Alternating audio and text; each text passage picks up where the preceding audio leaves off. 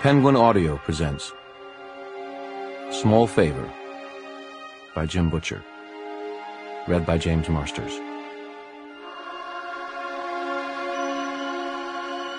Chapter 1. Winter came early that year.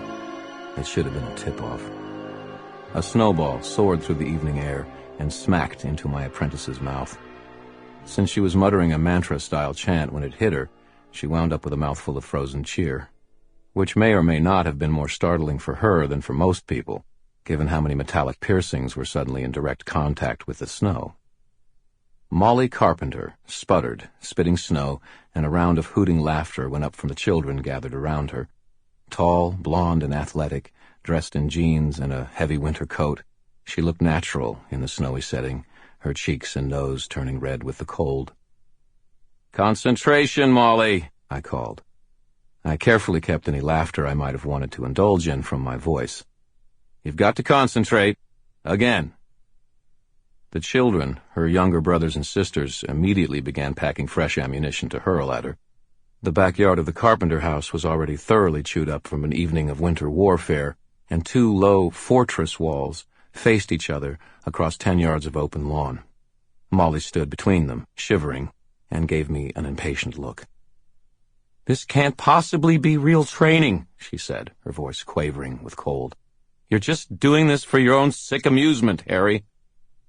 I beamed at her and accepted a freshly made snowball from Little Hope, who had apparently appointed herself my squire. I thanked the small girl gravely and bounced the snowball on my palm a few times. "Nonsense," I said. "This is wonderful practice.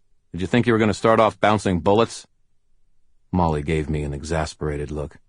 Then she took a deep breath, bowed her head, and lifted her left hand, her fingers spread wide. She began muttering again, and I felt the subtle shift of energies moving as she began drawing magic up around her in an almost solid barrier, a shield that rose between her and the incipient missile storm. "Ready?" I called out. "Aim!"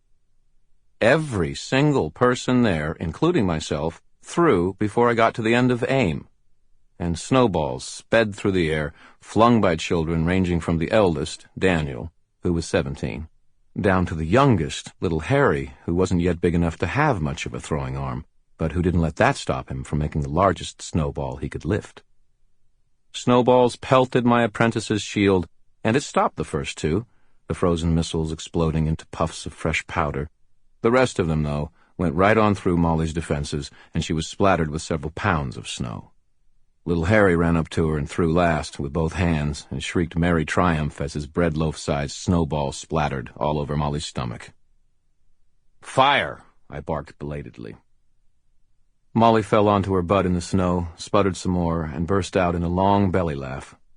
Harry and Hope, the youngest of the children, promptly jumped on top of her, and from there the lesson in defensive magic devolved into the Carpenter children's long-standing tradition of attempting to shovel as much snow as possible down the necks of one another's coats. I grinned and stood there watching them, and a moment later found the children's mother standing beside me. Molly took after Charity Carpenter, who had passed her coloring and build on to her daughter. Charity and I haven't always seen eye to eye. Well, in point of fact, we've hardly ever seen eye to eye. But tonight she was smiling at the children's antics. "Good evening, Mr. Dresden," she murmured. "Charity," I replied amiably. "This happen a lot?" "Almost always, during the first real snowfall of the year," she said. "Generally, though, it's closer to Christmas than Halloween." I watched the children romping. Though Molly was growing quickly in a number of senses, she reverted to childhood easily enough here, and it did me good to see it. I sensed Charity's unusually intense regard and glanced at her, lifting an eyebrow in question. "You never had a snowball fight with family," she said quietly, "did you?"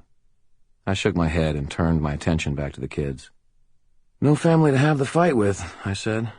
"Sometimes the kids would try, at school, but the teachers wouldn't let it happen. And a lot of times the other kids did it to be mean instead of to have fun. That changes things." Sample complete. Ready to continue?